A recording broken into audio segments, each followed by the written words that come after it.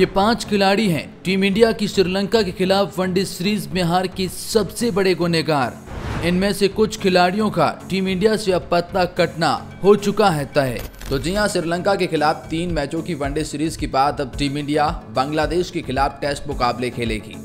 लेकिन सबसे बड़ी और हैरानी वाली बात यह है कि चैंपियंस ट्रॉफी 2025 से पहले टीम इंडिया केवल 3 वनडे मुकाबले खेलेगी और उन 3 वनडे मुकाबलों के आधार पर आपको तय करना होगा कि आपकी स्क्वाड चैंपियंस ट्रॉफी के लिए क्या होगी। अब ध्यान देने वाली बात यह भी है ना कि 6 फरवरी में हम अपना अगला वनडे मुकाबला खेलेंगे और 19 फरवरी को चैंपियंस ट्रॉफी शुरू हो जाएगी। मतलब एक बात तो तय है कि श्रीलंका के खिलाफ खेली गई सीरीज से भारत की स्क्वाड तो तय कर ली गई है कि भारत की चैंपियंस ट्रॉफी के लिए क्या स्क्वाड होगी, क्योंकि इंग्लैंड के खिलाफ जो भारत की वनडे सीरीज की टीम उतरेगी वही चैंपियंस ट्रॉफी आपको खेलते हुए नजर आएंगे। एकदम वहां पर कोई बदलाव करने वाली टीम इंडिया है नहीं।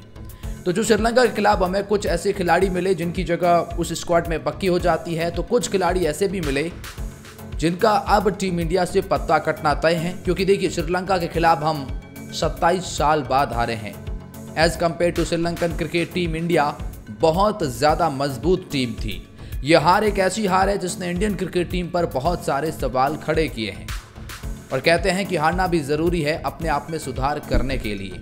तो ये वो मौका है कि कुछ खिलाड़ी जिन्होंने खराब खेल दिखाया है, अब गौतम गंभीर और रोहित शर्मा बाहर करेंगे। ऐसा इसलिए है क्योंकि चैंपियंस ट्रॉफी के लिए ज़्यादा समय नहीं बचा है, केवल 3 ही तो वनडे मुकाबले खेलने हैं। और अगर आप श्रीलंका की हार को एनालिसिस करोगे तो ये 5 खिलाड़ी आपको सबसे बड़े गुनहगार के रूप में साबित आएंगे। उन 5 में से कुछ 2-3 खिलाड़ियों का अब चैंपियंस ट्रॉफी से पत्ता कटना भी तय हो चुका है। मतलब आने वाले वनडे मुकाबलों में वो आपको नहीं खेलते हुए नजर आएंगे। कौन से है वो खिलाड़ी जिनका कटेगा टीम इंडिया से पत्ता, और कौन से है वो खिलाड़ी जिन्होंने श्रीलंका के खिलाफ हार की सबसे बड़ी जिम्मेदारी उन्होंने उठाई है, आइए आपको बताते हैं इसे खास रिपोर्ट में। लेकिन कमेंट सेक्शन में आप जरूर बताएं आप क्या मानते हैं श्रीलंका की हार की सबसे बड़ी वजह। ये 5 खिलाड़ियों के बारे में जान लें। उन 5 खिलाड़ियों की सूची में सबसे पहले पायदान पर नाम शिवम दुबे का आता है। शिवम दुबे वो नाम है जिस पर बहुत ज्यादा भरोसा जताया गया था। T20 के बाद वनडे फॉर्मेट में भी इस खिलाड़ी को मौका दिया गया। हार्दिक पांड्या की जगह पर इस खिलाड़ी को तरीज दी गई। IPL में शानदार परफॉर्मेंस देकर उसके बाद T20 world cup champion team का हिस्सा रहकर अब वनडे फॉर्मेट में जगह पक्की हुई थी। लेकिन तीनों ही मुकाबलों में शिवम दुबे ने न केवल अपनी बल्लेबाजी से निराश किया बल्कि गेंदबाजी से भी। शिवम दुबे पहले मुकाबले में जरूर 25 रन की पारी खेलते हैं, लेकिन दूसरे और तीसरे मुकाबले में बिल्कुल फ्लॉप साबित हुए।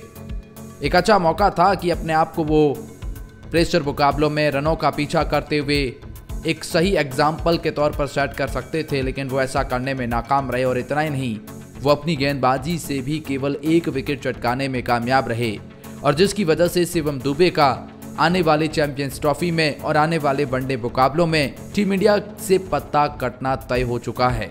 क्योंकि हार्दिक पांड्या की वापसी हो जाएगी और ऐसे में हार्दिक पांड्या को तरीज दी जाएगी, तो शिवम दुबे अब किसी भी एंगल से उस इंडियन क्रिकेट टीम का हिस्सा बनते हुए नजर नहीं आ रहे हैं। और मानो श्रीलंका के खिलाफ खेली गई वनडे सीरीज चैंपियंस ट्रॉफी तक तो ये इनकी आखिरी सीरीज साबित हो सकती है। इस लिस्ट में दूसरे पायदान पर नाम मोहम्मद सिराज का आता है। देखिए, मोहम्मद सिराज वो खिलाड़ी है जो श्रीलंका के खिलाफ वनडे फॉर्मेट में तेज गेंदबाजी की अगुवाई कर रहे थे। हाँ, हालांकि पिच स्पिनर्स के कुछ ज्यादा ही अनुकूल थे, लेकिन आप तेज गेंदबाज के तौर पर मोहम्मद सिराज उतना ज्यादा छाप नहीं छोड़ पाए, क्योंकि मोहम्मद सिराज न तो नई गेंद से विकेट ले पाते हैं और न ही प्रेशर मुकाबले में अच्छी गेंदबाजी कर पाते हैं। ऐसा लगता है कि जसप्रीत बुमराह के बिना इस इंडिया की तेज गेंदबाजी का कोई वजूद ही नहीं है। देखिए, चैंपियंस ट्रॉफी और आने वाले वनडे मुकाबलों में एक बात तो तय है कि जसप्रीत बुमराह की वापसी हो जाएगी, मोहम्मद शामी की वापसी हो जाएगी, फिर प्रसिद्ध कृष्णा भी अवेलेबल हो जाएंगे, और उसके साथ साथ में अर्शदीप सिंह तो आपके पास है ही। हार्दिक पांड्या तेज गेंदबाजी में है, तो फिर मोहम्मद सिराज के लिए थोड़ी कठिनाई बढ़ जाएगी। देखिए, सिराज इसमें कोई डाउट नहीं है कि भारत के प्रमुख गेंदबाजों में से एक हैं, लेकिन पिछले कुछ समय से अपनी वो परफॉर्मेंस से छाप नहीं छोड़ पाए हैं। जिसकी वजह से मोहम्मद सिराज को आने वाले मुकाबलों में टीम इंडिया कंसीडर करेगी या नहीं, ये सवालिया निशान पर है। इस लिस्ट में तीसरे पायदान पर नाम KL राहुल का आता है। KL राहुल एक ऐसे खिलाड़ी है जिनके साथ में पहले ओपनिंग पेयर में बल्लेबाजी रोहित शर्मा करते थे। लेकिन उसके बाद शुभमन गिल ने शानदार परफॉर्मेंस दी तो केएल राहुल को वहां से हटाकर, क्योंकि ऋषभ पंत चोटिल थे, तो एज अ विकेट कीपर बल्लेबाज नंबर 5 पर आजमाया गया। केएल राहुल ने वहां अच्छा परफॉर्मेंस भी दिया। उसके बाद वनडे वर्ल्ड कप में उन्हें लगातार मौके मिले, वहां पर उन्होंने अच्छी बल्लेबाजी करी, कुछ प्रेशर मुकाबलों में टीम इंडिया के लिए रन बनाए। लेकिन श्रीलंका के खिलाफ भारत की हार की अगर कोई सबसे बड़ी वजह में से एक है तो वो खुद केएल राहुल है। एज अ विकेट कीपर बल्लेबाज ऋषभ पंत को बाहर बिठाकर इस खिलाड़ी को तरजीह दी गई, पहले चॉइस इनको रखा गया। दोनों ही मुकाबलों में केएल राहुल के पास अपने आप को, क्योंकि T20 फॉर्मेट खेलते नहीं है, पिछले कुछ समय से आराम कर रहे थे, तो अपने आप को साबित करने का ये एक अच्छा मौका था। रनों का पीछा हो सकता था केएल राहुल अगर क्रीज पर खड़े रहते या अपने आप में स्ट्रगल भी करते, लेकिन कई मायनों में केएल राहुल ने पहले 2 वनडे मुकाबलों में निराश किया, जिसका नतीजा ये रहा कि वो अगले वनडे मुकाबले से बाहर हो गए। जिसका मतलब साफ है कि केएल राहुल को अब विकेट कीपर बल्लेबाज के तौर पर कंसीडर प्रथम चॉइस के तौर पर तो नहीं किया जाएगा, क्योंकि इस खिलाड़ी ने उतनी ज्यादा छाप छोड़ी नहीं है और बहुत ही जल्द डिसीजन लेना है। ऐसा नहीं है कि 2-4 मुकाबले और खिला लो, इतने मुकाबले हमारे पास है ही नहीं। तो जिस विकेट कीपर बल्लेबाज को अब आप चैंपियंस ट्रॉफी में देखना चाहते हैं उसके पास में आपको जाना होगा, और केएल राहुल वहां पर अगर इंडिया की प्रथम चॉइस होते तो अंतिम मुकाबले की प्लेइंग 11 से बाहर भी न किए जाते। इस बारे में केएल राहुल के बारे में आपकी क्या राय होगी? जानते हैं चौथे खिलाड़ी के बारे में। चौथा खिलाड़ी है श्रेयस अय्यर। इसमें कोई डाउट नहीं है कि श्रेयस अय्यर गौतम गंभीर के पहले चॉइस होंगे नंबर 4 की बल्लेबाजी के तौर पर।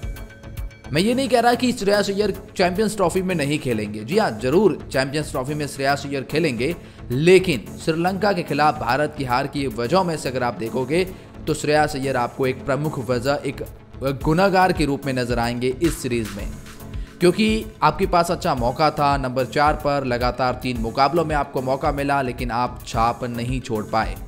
कुछ लापरवाही शॉट खेलकर स्पिनर्स के खिलाफ जो भारतीय क्रिकेट टीम मजबूत मानी जाती है, फंसती हुई नजर आई है। हालांकि श्रेयस अय्यर ने वनडे वर्ल्ड कप के बाद पहली बार वनडे मुकाबला खेला और इनफैक्ट कई खिलाड़ियों ने भी, लेकिन उतनी ज्यादा छाप नहीं छोड़ पाए, और जिसकी वजह से अब श्रेयस अय्यर के ऊपर सवालिया निशान है। ये भारत की श्रीलंका के खिलाफ मिली हार की वजह और गुनहगारों में से एक है। और इस लिस्ट में जो आखिरी नाम आएगा 5वें पायदान पर वो विराट कोहली का आएगा। अब ऐसा नहीं है कि विराट कोहली आगे वनडे फॉर्मेट नहीं खेलेंगे, बाहर कर दिए जाएंगे। हमने कहा 2-3 खिलाड़ियों को नहीं खिलाया जाएगा, वो हमने पहले ही डिस्कस कर लिया। अब श्रेयस अय्यर और विराट कोहली वो खिलाड़ी है जो श्रीलंका के खिलाफ मिली भारत की हार की वजह में से है। मतलब बात यह है ना कि विराट कोहली वो खिलाड़ी है ना जिनके ऊपर आप बहुत ज्यादा भरोसा करते हैं। विराट कोहली तीनों ही मुकाबलों में चेज मास्टर की तरह बल्लेबाजी कर सकते थे, लेकिन अच्छे फॉर्म में नजर नहीं आए। इनफैक्ट तीनों ही मुकाबलों में सेम तरीके से LBW आउट होते हुए नजर आए। विराट कोहली की काबिलियत और उनकी इंटेंट के ऊपर किसी को शक नहीं है, क्योंकि इससे बड़ा बल्लेबाज कोई वनडे फॉर्मेट में है नहीं।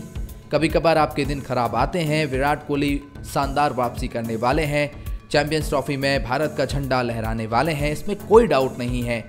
विराट कोहली की तारीफ में शब्द कम पड़ जाते हैं, किंग कोहली के नाम से ये मशहूर खिलाड़ी है। लेकिन इस बात को भी एडमिट करना पड़ेगा कि अगर भारत श्रीलंका के खिलाफ ये वनडे सीरीज आ रहा है तो उसमें विराट की खराब परफॉर्मेंस सबसे बड़ी वजह में से एक रही। इनफैक्ट मेरी राय में सबसे बड़ी वजह रही है। अगर विराट कोहली का बल्ला चल जाता तो फिर शायद इंडियन क्रिकेट टीम की नैया पार हो जाती। और मेरा मानना यह भी है कि कब तक विराट और रोहित के ऊपर डिपेंड रहोगे, आपको इनसे आगे भी बढ़ना होगा। सब कुछ ब्लेम इनके ऊपर नहीं दिया जा सकता है। आप क्या सोचते हैं इन 5 खिलाड़ियों के बारे में? कमेंट सेक्शन में अपनी राय जरूर बताएं।